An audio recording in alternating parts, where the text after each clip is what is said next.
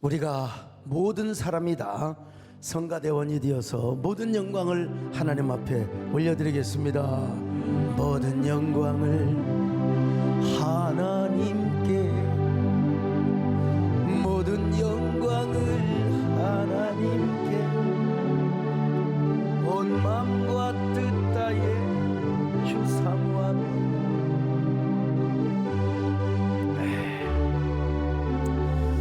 사랑하는 성도 여러분, 우리가 아주 적은 숫자이긴 하지만 이렇게라도 우리가 현장 예배를 드릴 수 있어서 얼마나 감사한지 알 수가 없습니다.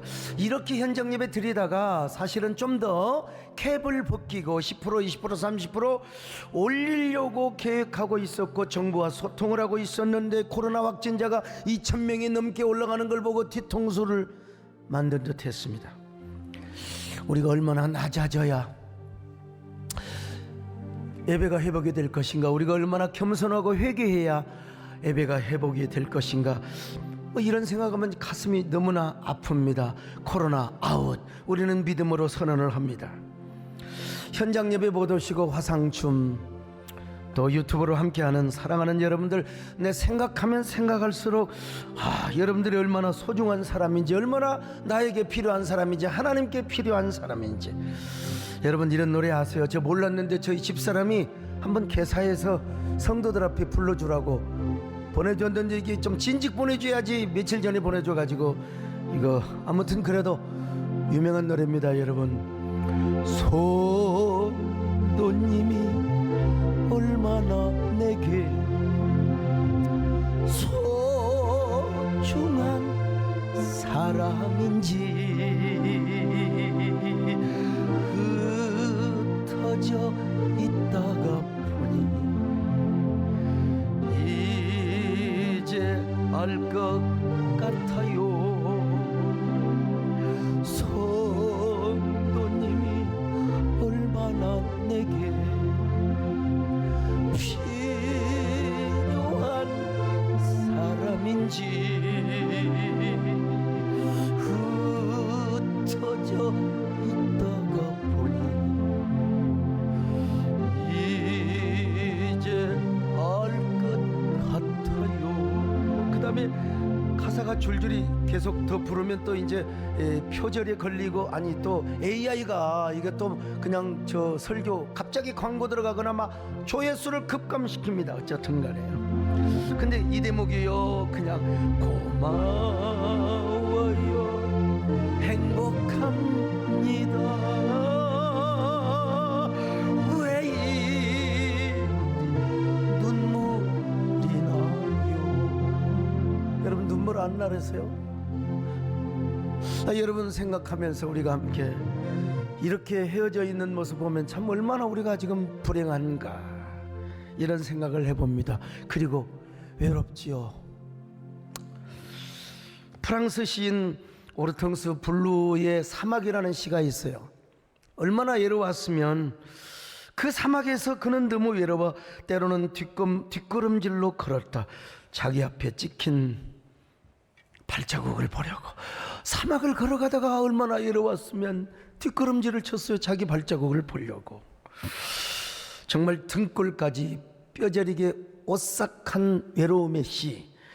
이런 외로움은 이 시인만 있는 게 아니에요. 우리 모두에게 다 있어요, 외로움. 요즘 사람들이 다 외롭다고 하잖아요. 이 외로움이 얼마나 지독한지, 너무 고독해하면요, 그냥 한꺼번에 담배를 한 갑을 피우는 것보다 더 우리 육체적인 어떤 마이너스가 오게 된다는 것입니다. 외로우면 나중에 치매가 걸려요. 외롭지 않으면 치매 걸리지 않습니다. 오죽하면 영국에서는 외로움 혹은 고독부 장관까지 세웠다는 것입니다. 왜냐하면 이게 나중에 치매 걸리고 고독사에 이르게 되거든요. 일본도 이제 고독부를 설치하려고 하고 우리나라도 사회적인 대이슈가 되고 있습니다. 왜냐하면 외로움은 사회를 아프게 하고 병들게 하기 때문에 그렇습니다.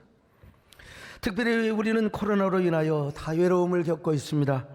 어쩌면 우리가 지금 다 격리당해 있습니다. 여러분, 격리도 모르고 휴가 가는 사람 부럽기는 하지만은 감옥이 아닌 감옥에서 살아가고 있습니다. 그래서 우리가 더 외롭고 고독함을 느끼게 됩니다. 사람을 함부로 만날 수 있나요? 뭐 음식점을 함부로, 아니 내 아는 기자는 음식점에 가가지고 세상에 그 직원이 얼마나 요즘은 그 델타 변이가 그냥 세가지고 가서 뭐 손을 잡았습니까? 뭐 했습니까? 직원이 그 감염이 돼가지고 갖다 준 음식 먹고 그냥 한 사람은 돌아가시고, 지금 한 사람은 병원 입원해서 제 설교를 지금 아마 유튜브로 듣고 계실 겁니다. 한 사람이라도 살아서 얼마나 감사한지 말이죠. 우리가 혼자 있는 시간을 너무 많이 갖다 보니까 외로워요. 우리 박순애 전사님 오랜만에 얼굴 뵈네요. 집회도 못 가니까 얼마나 외롭습니까, 여러분. 오늘 본문의 시편 기자도 얼마나 외로웠는지 자신의 외로움을 토로하고 있습니다. 얼마나 내가 외로운가. 올빼미 같고 세상의 부엉이, 어떤 부엉인가. 자, 시편 102편 6절입니다. 시작. 나는 광야의 올빼미 같고 황폐한 곳에 부엉이 같이 되었사오며.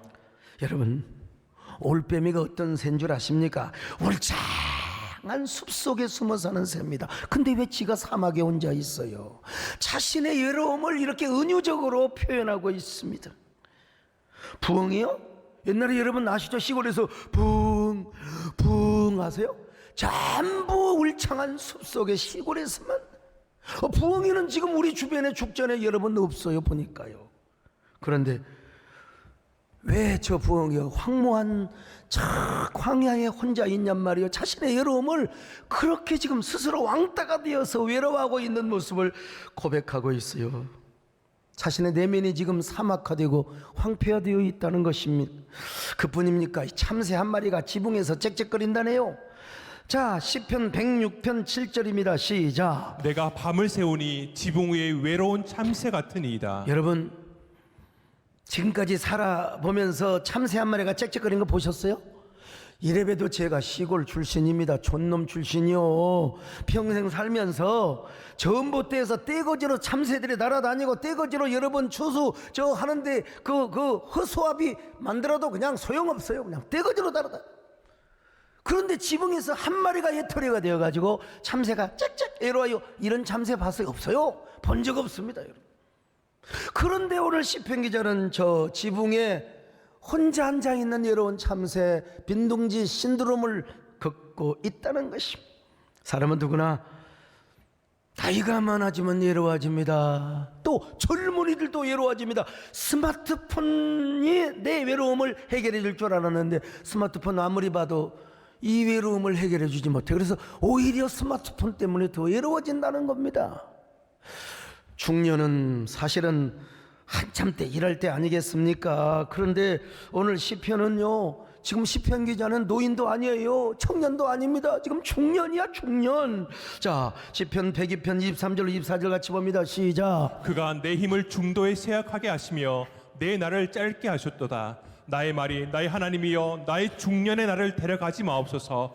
주의 연대는 대대에 무궁하니이다. 여러분, 중년에는 한참 바쁠 나이입니다. 여러분, 인생의 전성기예요. 근데 지금 몸에 병들어 있는 것 같아요. 몸이 병들면 외롭습니다. 내 몸 아프면 내가 서럽게 되는 거예요. 중년에는 건강해야 됩니다. 병들어서도 안 돼요. 외로움에 끌려다녀서도 안 됩니다. 할 일 많은 중년에 고독해서 해야 되겠습니까? 병들어서 해야 되겠습니까, 여러분? 그런데 우리가 살다 보면 외로움을 느끼는 것이 우리의 인생의 현실이란 말입니다. 그래서 정호성 시인은 뭐라고 말했습니까? 외로우니까 사람이다. 외로우니까 사람이라는 겁니다. 저도 이번에 시집을 냈는데 책 제목이 뭐냐면 외로운 선율을 찾아서 라고 하는 시입니다. 대부분 사군자를 주제로 해서 쓴 것인데, 사군자 하면 좀 올드하지 않습니까? 옛날 선비 모습이고. 우리 문창과에서 문학 박사를 받은 우리 성광의 목사님 사군자 하면 좀 올드하지 않습니까?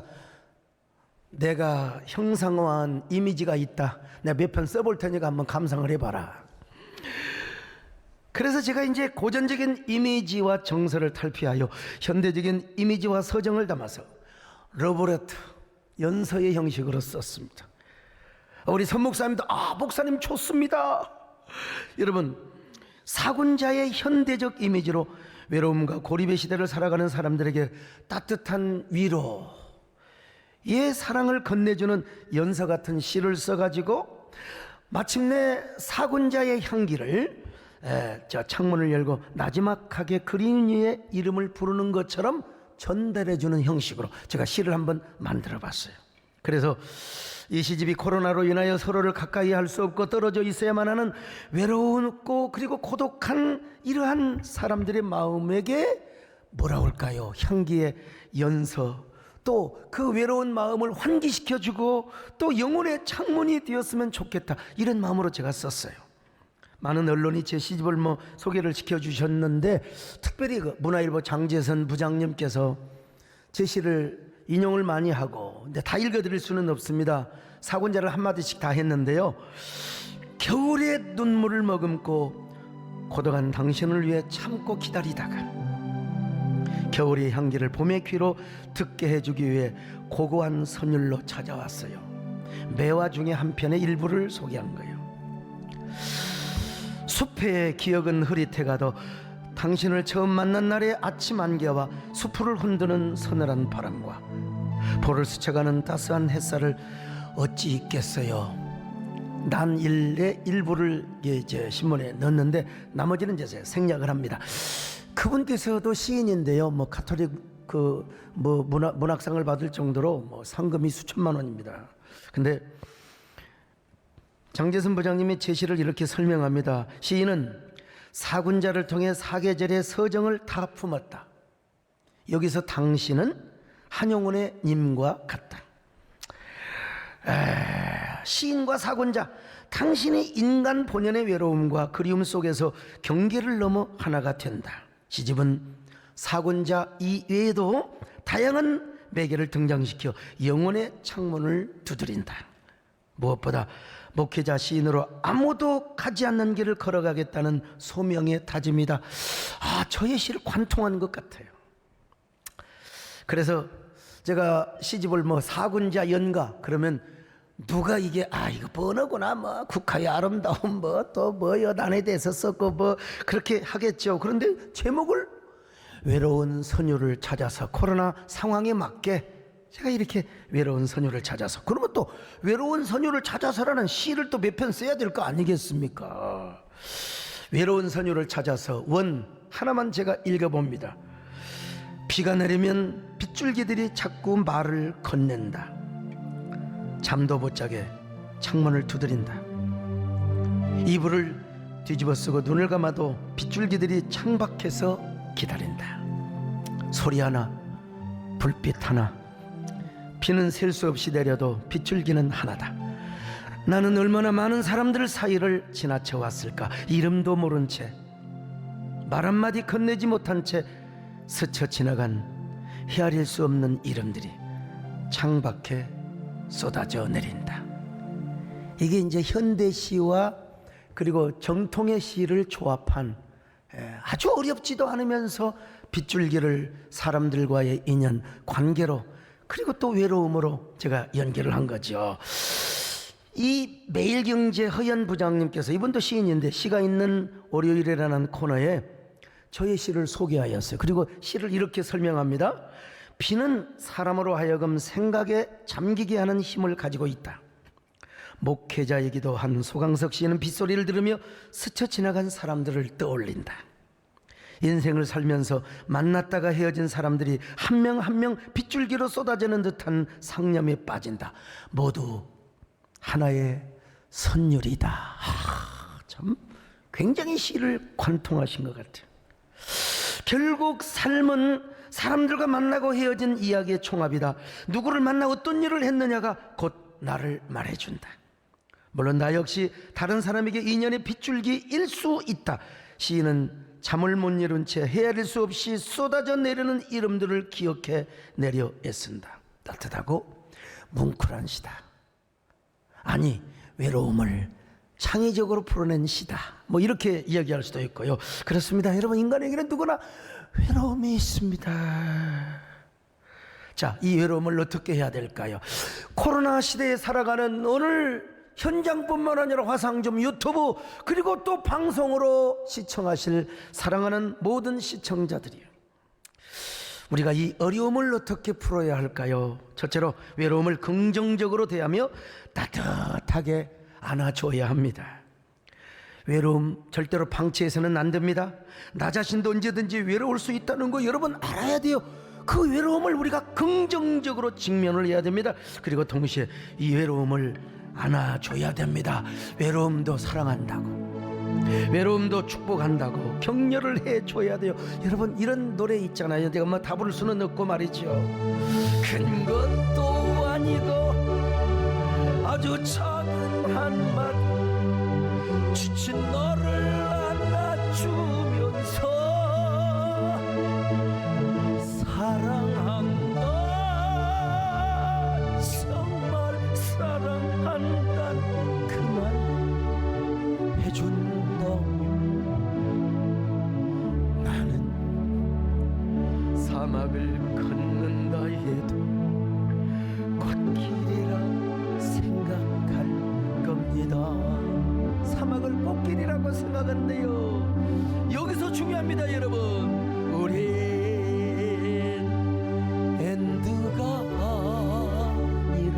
엔드가 아닙니다 여러분. 꽃봉오리를 피우는 겁니다. 엔드가 아니라 여러분 외로움으로 끝나는 게 아니야. 꽃봉오리 하나. 우리 이어령 박사님께서 간증과 스토리와 수많은 눈물 머금 이야기를 담는 꽃봉오리 하나. 여러분 우리가 이렇게 해야지. 지나치게 외로우면 어떻게 되냐면요, 일탈을 하려고 합니다. 그래서 사람은 외로우면 욕망의 진화를 계속해서 한다는 겁니다. 그러니까 옛날 연예인들이 막 그냥 대마초 피우고 말이요, 그냥 히로뽕, 이게 그런 거요. 막 그냥 그 갈채와 박수 앞에서는 얼마나 행복한 것 같지만 혼자 있으면 외로워요, 고독해요. 저도 마찬가지입니다. 제가 굉장히 낙관적인 사람 아닙니까? 저 같은 사람은 아이 소목산 무슨 뭐 외로움이 있느냐고. 아유 여러분 저 외로움 많아요. 저 여러분 위로해 주셔야 돼요. 특별히 제가 요즘 연합기관 하나 만들려고 이 생각이 통하지 않고 의견이 반대인 사람을 막 2시간 3시간 설득하다 보면 막 그냥 화가 날 때가 있어요. 그 화가 나중에는 외로움으로 남습니다. 고독으로 남아요. 그래서 저는 외로움을 안아주고 치유하기 위해서 길을 떠납니다. 정호성 시인이 뭐라고 했어요? 외로워야 길을 떠난다. 외로우면 기차를 타라. 사람이 외롭지 않으면 길을 떠나지 않듯이 달팽이도 외롭지 않으면 길을 떠나지 않는다. 달팽이 시에서 달팽이도 외로워야 길을 떠난다는 거예요.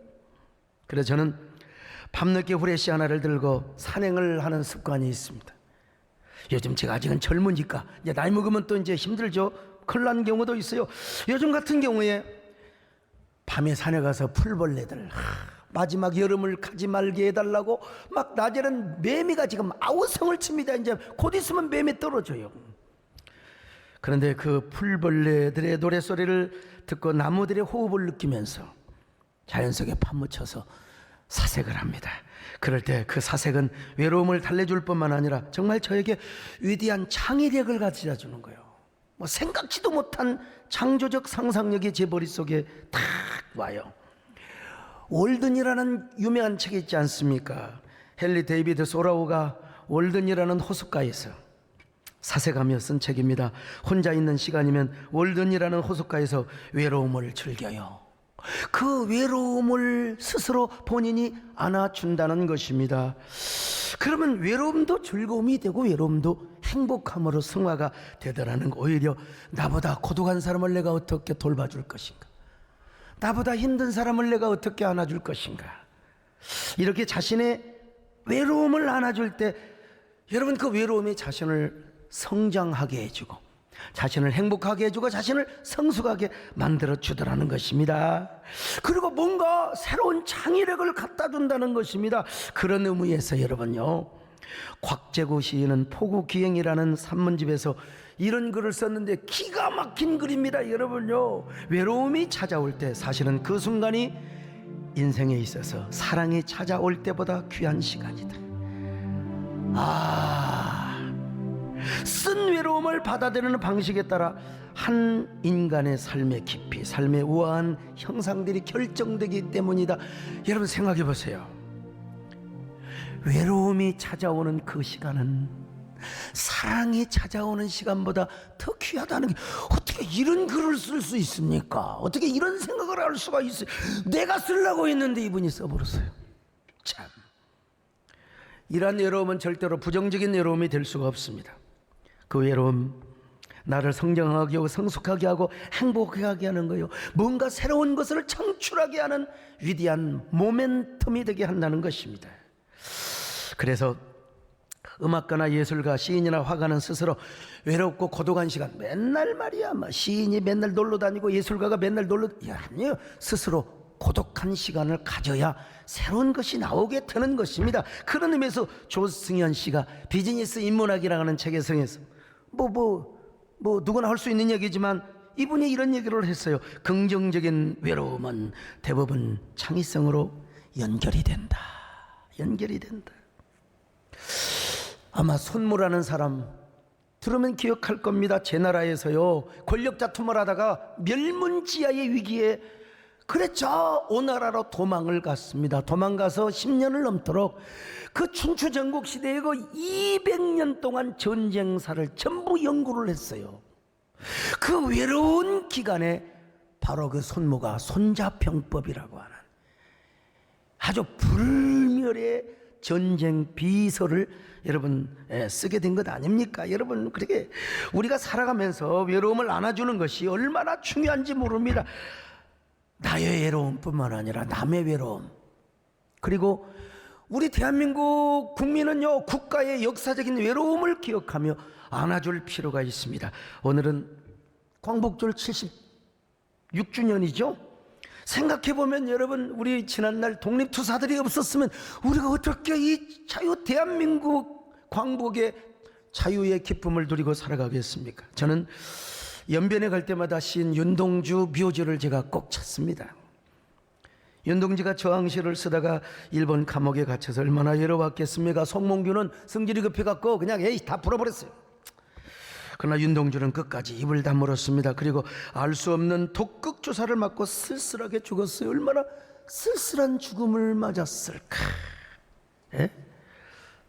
그래서 제가 윤동주 시인을 사랑하는 마음으로 윤동주가 못다한 그 말을 내가 윤동주가 되고 윤동주의 시혼이 제 안에 들어와서 내가 윤동주의 시를 중심으로 한 화답시를 썼어요. 다시 별 해는 밤이라고.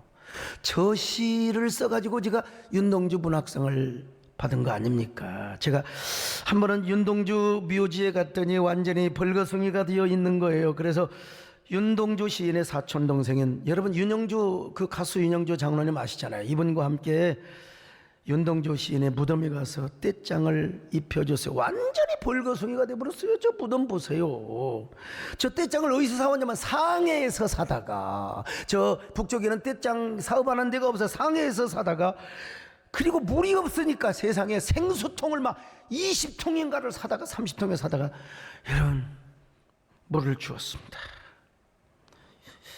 얼마나 그 쓸쓸한, 무덤까지도 쓸쓸하게 보여서 제가 떼장을 입히고 왔어요. 그 다음으로 찾는 곳이 어디냐? 일송정입니다. 일송정에 올라가면은 아래로 해란강이 보이죠. 그 해란강을 보노라면은 지난날 말갈기를 휘날리며 해란강변을 달렸던 선구자들이 떠올라요.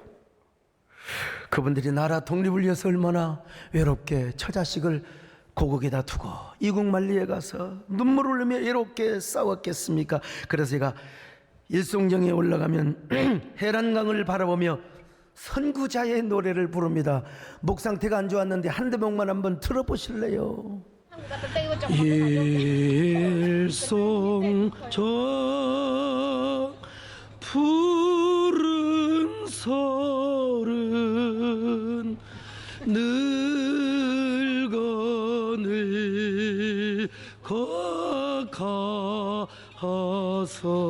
늙어늙어가서도 참 가슴이 여러분, 지난날에 그분들의 독립운동 그 역사, 수고, 헌신이 없었다면 어떻게 오늘 우리가 이런 대한민국의 자유를 누리겠습니까?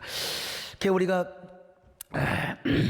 이따금씩 독립투사들의 고독을 기억하며 살아야 됩니다. 그리고 그 역사적인 의식을 가지고 우리가 그 후손들, 그리고 우리 역사의 애로움을 우리가 안아줘야 돼요. 여러분, 뭐 여러 독립투사들이 많이 있지만 그 중에 한 분이 이회영 선생님이십니다. 그분은 종로의 부자였어요. 종로의 요지의 모든 땅들이 다 자신의 땅이었는데 그 땅을 다 팔았어요. 현찰로 중국의 반주에 가서 현찰을 가지고 가서 신흥 무관 학교를 세웁니다. 그분의 친손이 이종찬 전 국정원장님이신데요, 저는 그 어른과 협의를 하여 이혜영 선사님과 신흥 무관학교 중심의 다큐멘터리를 한번 만들어보자. 근데 아쉽게도요, 우리나라가 그때 가난했기 때문에 만주에 가도 그 무관학교의 건물이나 터마저 전혀 흔적조차도 없다는 겁니다. 너무나 참 가슴이 아팠어요. 그래서 그 다큐를 만들지 못했는데요, 이회영 선생님뿐만 아니라 얼마나 많은 분들이 우리나라의 독립을 위하여 애를 쓰셨는지 모릅니다. 그러므로 우리는 우리 자신의 개인적인 외로움을 넘어서 독립투사들의 그 아픔, 우리 민족의 역사의 아픔을 안아주고 보듬어 줄 수 있는 그런 그리스도인들이 되어야 됩니다. 여러분, 그런 의미에서 찬송가는 아니지만 우리가 진짜 독립투사들 그리고 조국의 광복을 주신 하나님 앞에 감사하는 마음으로 한번 선구자를 불러봤으면 좋겠어요.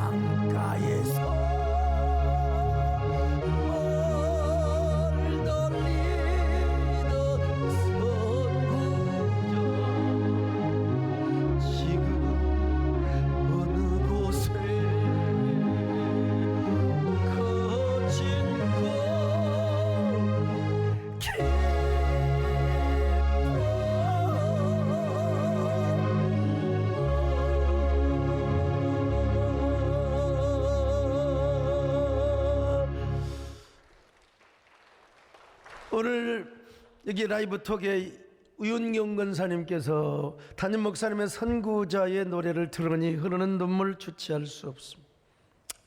그 선구자처럼 한국교회 연합을 위해 기도하겠습니다. 우리 신경복 집사님은요, 독립투사들의 나라와 민족을 위한 헌신과 아픔, 그들의 외로움을 알고 기억하는 자가 되기를 원합니다. 당연히 그래야지요. 삼교구 오은주 집사님, 개인의 외로움을 넘어 민족의 아픔과 외로움을 알고 치유하는 삶을 살아갈 수 있는 도전의 말씀 주심을 감사합니다. 근데 여러분, 이제 여기까지는 예수 믿는 사람이나 안 믿는 사람이나 하나님을 섬기는 사람이나 안 섬기나 똑같이 할 수 있어요. 이제 예수 믿는 사람들만이 알 수 있는 또 다른 외로움 처리법이 있습니다. 그것은 두 번째로, 이제 나 자신의 외로움을 수평적으로 연결하지 말고 수직적으로 연결하는, 외로우면 사람부터 찾아가지 말고 하나님에게 찾아가라는 것입니다. 그리고 하나님 앞에 주저하지 말고 그 외로움을 토로하라는, 오늘 시편 기자가 그랬습니다. 하나님 앞에 나갔잖아요. 그리고 자신의 외로움을 토로했어요. 자, 102편 1절로 2절입니다. 시작. 여호와여, 내 기도를 들으시고 나의 부르짖음을 주께 상달하게 하소서. 나의 괴로운 날에 주의 얼굴을 내게서 숨기지 마소서. 주의 귀를 내게 기울이사 내가 부르짖는 날에 속히 내게 응답하소서. 여러분, 그가 얼마나 외롭고 고통스러웠냐면 자신의 삶의 나날이 연기와 같대. 연기같이 소멸하며 자신의 뼈가 숯과 같이 막 타고 있다는 것입니다. 그리고 자신의 마음이 막 마른 풀처럼 말라져 가고 있다는 거요. 3절로 4절입니다. 시작. 내 날이 연기같이 소멸하며 내 뼈가 숯같이 탔음이니이다. 내가 음식 먹기도 잊었으므로 내 마음이 풀같이 시들고 말라버렸사오며. 자, 무슨 말입니까? 하나님께 나아가 자신의 외로움을 고백하고 토로했다는 것입니다. 그럴 때 하나님께서 시편 기자를 찾아오셨어요. 찾아오셔서 그의 외로움을 어루만져 주셨습니다. 그의 외로움을 안아주시고 보듬어 주셨습니다. 그의 눈물을 닦아주시고 그의 손을 잡아주셨습니다. 아니 그의 삶의 위대한 역전을 일으켜 주신 거예요. 역전을 일으켜 주신 거예요. 자, 13절로 14절 시작. 주께서 일어나사 시온을 긍휼히 여기시리니 지금은 그에게 은혜를 베푸실 때라. 정한 기한이 다가오미니이다. 주의 종들이 시온의 돌들을 즐거워하며 그의 티끌도 은혜를 받나이다. 자, 그뿐입니까? 위대한 창조의 축복, 창의적인 축복을 허락해 주셨어요. 그의 후손들에게 어떤 은혜를 베푸신가 한번 보십시다. 자, 102편 18절입니다. 시작. 이 일이 장래 세대를 위하여 기록되리니 창조함을 받을 백성이 여호와를 찬양하리로다. 자신의 당대에도 창의적인 축복을 주실 뿐만 아니라 자신의 후손들이 창조적인 백성이 된다는 거예요. 그래서 어떻게 합니까? 21절 보실까요? 시작. 여호와의 이름을 시온에서 그 영예를 예루살렘에서 선포하게 하려 하십니다. 기가 막혀요. 그들이 예루살렘에서 하나님의 영광을 선포하며 하나님의 명예를 노래하게 된다는 것입니다. 여러분, 그분의 명예를 예루살렘에서 선포하는 창조의 능력과 축복이요. 오늘 사랑하는 여러분, 이 코로나 상황 속에서 우리는 남들이 할 수 없는 창의적인 일들을 할 수 있기를 바랍니다. 남들이 하지 못하는 세기를 열어갈 수 있기를 바랍니다. 그게 바로 뭡니까? 창조의 축복이죠. 우리는 엘리야를 잘 알지 않습니까? 엘리야 하늘에서 불을 끌어당기고 기도해가지고 3년 6개월 동안 비 안 온 것 장대비를 쏟아붓게 하는 이런 놀라운 이런 엘리야가 어디가 있어요? 그런 엘리야가 아합 왕의 부인인 이세벨의 말 한마디에 상처받아 버렸어요. 말 한마디에 시험 들어버렸다니까요. 나도 여러분, 제가요 얼마나 멘탈이 강한 줄 아십니까? 저는 진짜 그 어떤 장돌배기보다도 제가 얼마나 근데 저희 집사람 말 한마디로 상처받아요. 참 이게 참. 그러니까 내가 엘리야가 이해가 됩니다, 여러분. 그러면 또 우리 집사람은 당신은 나한테 상처 안 줬냐고. 나도 많이 줬겠죠.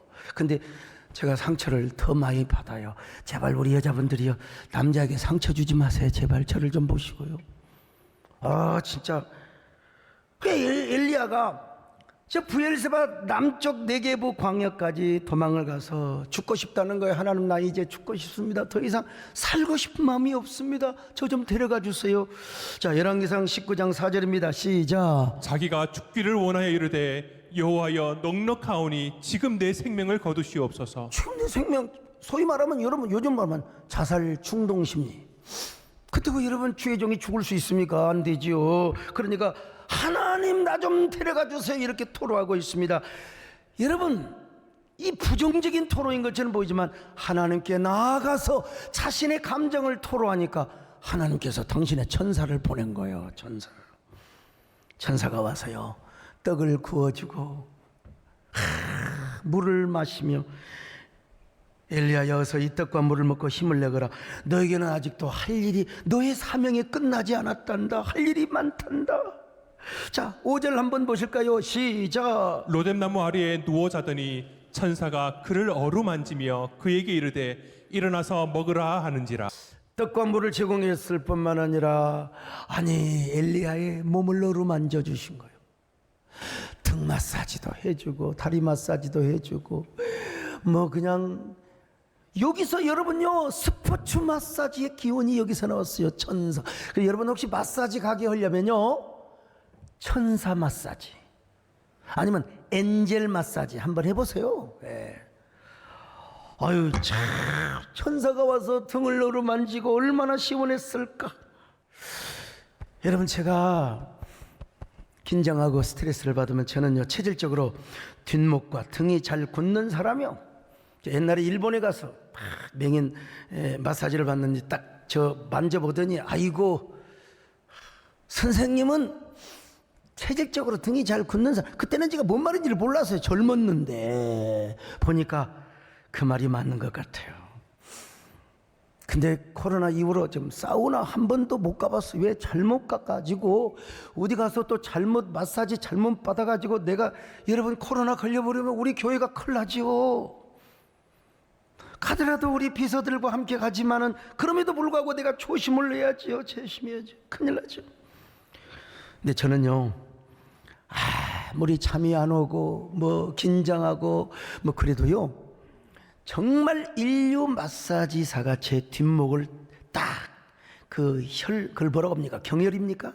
그 혈자리를 제대로 딱 눌러서 몇 번 주물럭거리고 등을 갖다가 엘보우로, 그럼 저는요 1분도 안 돼서 그대로 그냥 그래, 제가 입버릇처럼 저희 집사람한테 그런 얘기를 합니다. 예? 여보, 내가 먼저 죽으면 제발 소원이 하나 있으니까 좀 들어주시오. 내 죽으면 입관하기 전에 그냥 입관하지 말고 내 시체를 등에 저 침대에다가 엎어놓고 대한민국에서 제일 잘하는 마사지사 불러다가 뒷목 한번 잘 주물러주고 등 마사지 한번 제대로 한번 해주고 나를 관에다가 딱 넣어서 입관을 시켜달라고. 여러분, 뭐 죽은 다음에 그게 무슨 소용입니까? 이게 이제 저의 이 살아 있을 때의 소원이라는 말이죠. 그래서 엘리야의 그 마사지를 생각하면 얼마나 천사가, 얼마나 여러분 그 하나님의 사자가 와서 막 그냥 어루만져 줬을 때 그것도 온몸뿐만 아니라 마음까지 주물러 주었어요. 엘리야의 외로움을 안아주었어요. 얼마나 엘리야는 그때 시원했을까. 자, 6절로 7절 한번 다시 봅니다. 시작. 본즉 머리맡에 숯불에 구운 떡과 한 병 물이 있더라. 이에 먹고 마시고 다시 누웠더니 여호와의 천사가 또 다시 와서 어루만지며 이르되 일어나 먹으라. 내가 갈 길을 다 가지 못할까 하노라 하는지라. 그래서 엘리야가 영육간에 힘을 얻어가지고 40주 40년을 걸어서 호렙산까지 갔습니다. 호렙산. 자, 8절 볼까요? 시작. 이에 일어나 먹고 마시고 그 음식물의 힘을 의지하여 40주 40야를 가서 하나님의 산 호렙에 이르니라. 여러분, 저 호렙산까지 얼마나, 이게 416km입니다. 416km. 그런데 저 광야란 말이요, 사막이요, 낮에는 걸어갈 수가 없어요. 그러니까 저녁에 좀 걸어갔다가 아침에 좀 걸어갔다가 낮에는 쉬어야 돼요. 40주 40야를 걸어서 호렙산까지 갔어요. 저 먼 거리를 달려가도록 하나님께서 엘리야를 주물러 주셨고 위로해 주셨고 그 마음을 안아주셨습니다. 그리고 호렙산에서 하나님께서 새로운 사명을 엘리야에게 주셨던 것입니다. 그때 엘리야가 호렙산으로 걸어가면서 그리고 그곳에 도착해서 뭐라고 고백을 했을까요? 여러분, 뻔한 거 아니겠어요? 나 같으면 이런 고백을 하겠습니다. 하나님, 지금껏 내 힘으로 살아온 줄을 알았는데 주님의 은혜로 여기까지 왔네요. 하나님께서 저와 동행해 주셨네요. 제가 고독하고 외로울 때 저의 마음을 언제나 어루만지셔 주셨지요. 그리고 육신이 고단할 때는 저의 몸까지 어루만져 주셨지 않습니까? 주님, 앞으로도 저와 동행해 주셔야 됩니다. 저는 잊어먹을 때가 있지만 주님 내 손 놓지 마시고 나와 동행해 주셔야 합니다. 이 동행이라는 노래 있잖아요. 내가 걸어온 길고도 짧은 길 내 힘으로 걸어온 줄 알았는데 여기까지 온 것도 주가 동행합니다. 주님 나와 동행합니다. 때론 험한 길에서 폭풍우를 만나 때론 가시밭 길에서 고난을 당하나 주님 나는 두려움 없네. 주님 나와 동행. 좀 저음이기는 하지만 얼마나 가사가 절절합니까? 할렐루야 주 동행하시네. 할렐루야 주 동행하시네. 험한 골짜기라도 나 두려움 없네. 주님 나와 동행하시네.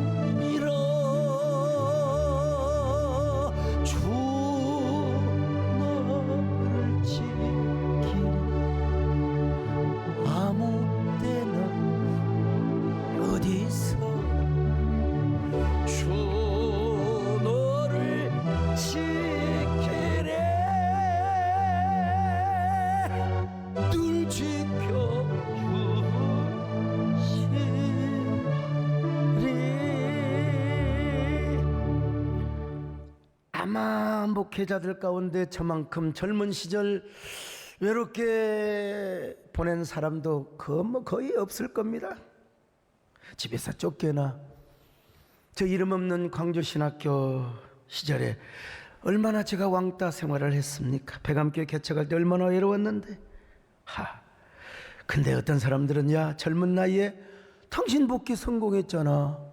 총회장을 하고 말이요. 연합기관 한교총 대표회장. 당신은 꽃길을 걸어간. 야 여러분, 겉으로 볼 때는 그럴지 모르겠죠. 제가 광야의 올빼미 같고 황폐한 곳에 부엉이 같을 때가 많습니다. 오늘 주보에 글을 썼지만 제가 얼마나 한국교회를 사랑하고 대한민국을 저는 합리적으로 정상적으로 사랑합니다. 근데 인포데믹에 빠져가지고 막 비난하는 사람들, 요즘은 이상하게 왜 그러는지 모르겠어요. 소시오패스라고 하는 자신의 목적, 자신의 성공, 자신의 소원을 이루기 위해서 막 그냥 남을 비벼대고 비난하고 욕을 해서라도 자신의 목적을 성취하는, 그거 여러분 유튜브에 돈 몇 푼 나온다고. 나 이런 거 보면 참 가슴 아플 때가 있습니다. 우리 그 서범석 장로님은 교육부 차관을 하시고 요즘 계속해서 막 그냥 그 논어맹자 공자의 사사삼경을 계속 공부하고 계십니다. 우리 교회 또 협동 목사님이자 광주신학교 시절 저희 은사했던 우리 김한식 목사님께서 젊은이 논어 읽기라는 책을 쓰셨어요. 거기 무슨 얘기가 나오느냐. 야 참나 이게요. 공자가 이렇게 얘기를 하셨어요. 고을 원수지요. 그러니까 고을 사또지요. 이 지도자입니다. 한마디로 말해서. 지도자는 모든 사람에게 다 칭찬받으면 안 된다는 거예요. 칭찬받을 수가 없다는 겁니다. 왜냐?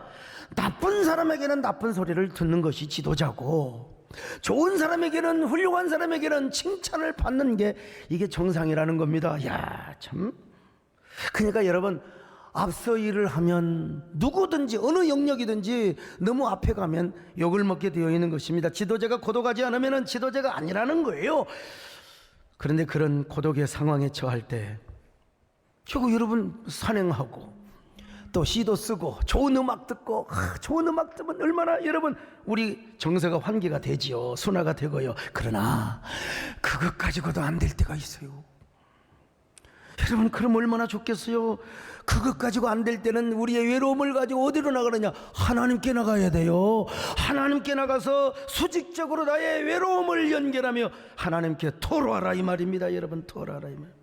그럴 때 주님께서 오셔서 저의 마음을 어루만지시고 저에게 비난의 화살보다 더 넘치는 위로와 기쁨과 행복을 주시더라고요. 그 외로움이 제 안에서 얼마나 많은 창의적 상상력을 갖다 주는지 몰라요. 그래서 저는 더 거룩한 창의적인 일을 합니다. 그리고 신령하고 새로운 일을 하게 됩니다. 여러분 새로운 언어를 만들며 나만이 갈 수 있는 새로운 길을 걸어갈 수 있어요. 요즘같이 담임 목회 하나 하기도 힘든데 총회를 섬기고 한국교회를 섬기며 한국교회가 서로 하나 되자. 여러분 누가 이런 말을 할 수 있어요? 누가 이런 데 우리 물자를 투자하며 우리가 이런 데 헌신하자고. 이 자체가 뭡니까? 새로운 길이 아니고 무엇이겠습니까? 지난주는 대부분의 교육자들이 휴가를 갔어요. 저는 휴가 갈 새도 없고 교회 지키고 또 여러 사람들을 만나느라 저녁에 쓸쓸한 산행을 합니다. 근데 산행을 하면서 이번 여름 수련을 내가 이번 주에 할까 한 주 더 할까 하고 고민하고 갈등하고 또 사색하는 순간에 하나님이 이번에는 초연결 수련회, 초연결 여름 기도회 라고 하는 아이디어를 하나님이 저에게 주셨어요. 여러분 한번 기대를 해보세요. 사랑하는 여러분, 오늘 여러분에게는 어떤 외로움이 있습니까? 그 외로움을 어떻게 안아주고 있나요? 외롭다고 먼저 사람에게 먼저 찾아가지 마세요. 일시적인 위로밖에 없어요. 하나님께 나가 여러분의 외로움을 토로해 보세요. 엘리야처럼, 오늘 시편 기자처럼 여러분의 외로움을 하나님 앞에 한번 외로움의 보따리를 십자가 앞에 던져 보세요. 여러분 어느새 내가 새로운 사람으로 탄생이 되어 있는 그 신비감을 경험하게 될 거예요. 환희의 기쁨을 경험하게 될 겁니다. 오늘 여러분 여러분 모두가 그 탄생의 신비, 그 탄생의 환희의 기쁨을 모두 다 경험해 볼 수 있기를 바랍니다. 오늘 이 시간 그런 경험의 은혜가 임하시기를 바랍니다. 하나님의 사랑의 눈으로 너를 어느 때나 바라보시고 하나님인 전비로서 언제나 너에게 자 우리 가슴에 손을 얹고요. 어둠에 밝은 빛을 비춰주시고 너의 찬란 신음에도 응답하시니 너는 어느 곳에 있든지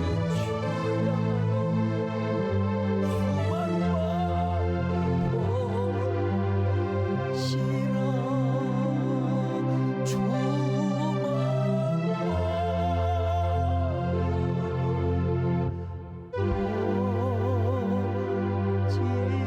주님, 제 마음이 힘들고 어려울 때가 많습니다. 왜 그런지 모르겠습니다. 코로나 상황 때문에 너무나 삶이 또 힘듭니다.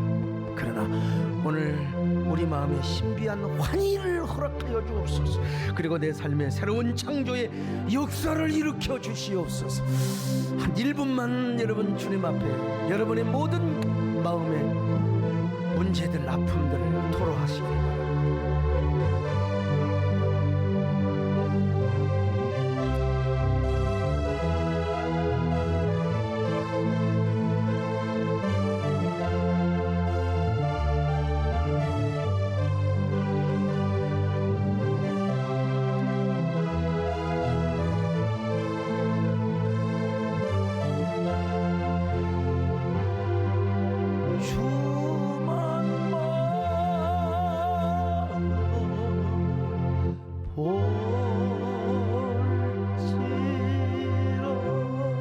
하나님,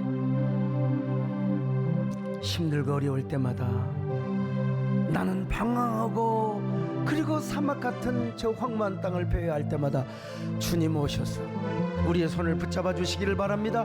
우리의 마음을 어루만져 주시기를 바랍니다. 삶이 힘들 때 우리 마음에 신비한 환희와 기쁨을 허락하여 주옵시고 오히려 우리가 외로울 때 새로운 삶의 창조의 역사를 일으켜 주시기를 바랍니다. 남이 가지 않는 길을 갈지라도 그 길이 꽃길이 되게 하시고 그 길이 역전의 창조의 길이 되게 하여 주시옵소서. 예수님의 이름으로 기도드리옵나이다. 아멘.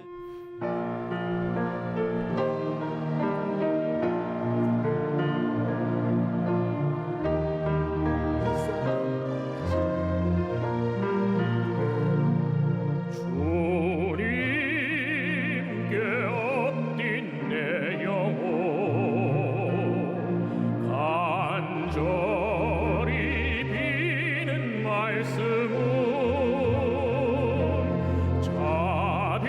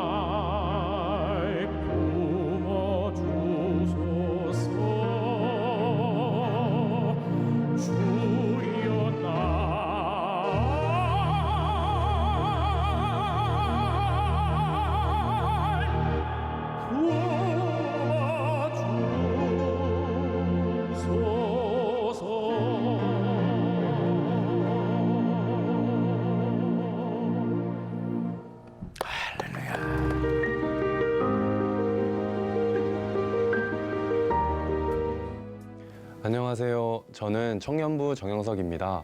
먼저 마른 막대기와 같은 저를 이 자리에 서게 해주신 하나님 아버지께 영광 올려드립니다. 저는 현재 충남 소재 중학교에서 체육교사로 근무하고 있습니다. 정말 다양한 어린 영혼들을 보며 제 청소년기 시절을 수도 없이 되돌아보고는 합니다. 아무것도 모르는 청소년기에서부터 체육교사로 근무하기까지 저는 어머니의 헌신적인 기도와 눈물로 하나님의 인도하심과 한없는 사랑을 경험했습니다. 우리 자녀들이 그러하듯이 저의 사춘기는 부모의 기도 제목이었습니다. 중학교 1학년 시절 저는 학교 내에서의 크고 작은 문제로 인해 권고 전학을 가야 했습니다. 다행히도 하나님께서 주신 달란트로 새로운 학교에서 육상을 시작하게 됐고 줄곧 순위권에 입상하며 좋은 성적을 냈습니다. 특기자로 대학교에 입학하고 운동부 소속 처음으로 교직 이수자로 선발되기까지 저는 이 모든 것이 내가 잘났기 때문이라고 생각했습니다. 대학교 4학년 마지막 대회에서 1위에 입상하며 진로에 대해 많은 고민이 있었지만 저는 문득 무모한 도전을 해보고 싶다는 생각이 들었습니다. 그래서 졸업과 동시에 운동을 그만두고 노량진으로 향했습니다. 무엇이든 해낼 줄 알았던 저는 임용고시 준비 첫 해에 최종에서 탈락하였습니다. 태어나 처음으로 간절히 기도한 결과였습니다. 하지만 저는 탈락을 통하여 제 자신 스스로는 아무것도 할 수 없다는 정말 작은 존재에 불과하다는 것을 느꼈고 하나님의 전능하심을 의지하며 두 번째 해부터는 정말 낮은 자세와 마음가짐으로 모든 것을 하나님께 맡겨드렸습니다. 정말 이번에는 다 왔다고 생각하고 자만해지려던 찰나 실기시험을 앞두고 종아리가 파열되는 부상을 입었고 지푸라기라도 잡는 심정으로 담임 목사님께 기도를 받았습니다. 하지만 실기시험 당일 아침까지 아무것도 할 수 없었습니다. 좌절한 제 모습을 보며 어차피 여기까지 온 것도 내 힘이 아닌 하나님의 힘인데 이후에도 뜻대로 인도하시겠지라는 생각이 들었고 담임 목사님의 3M이 문득 생각이 나서 에라 모르겠다 하며 모든 것을 맡겨드리는 마음가짐으로 실기시험에 임하게 되었습니다. 놀랍게도 정말 기적처럼 아무런 통증이 느껴지지 않았고 실기시험을 무사히 치렀습니다. 하나님께서는 정말 끝까지 감사합니다.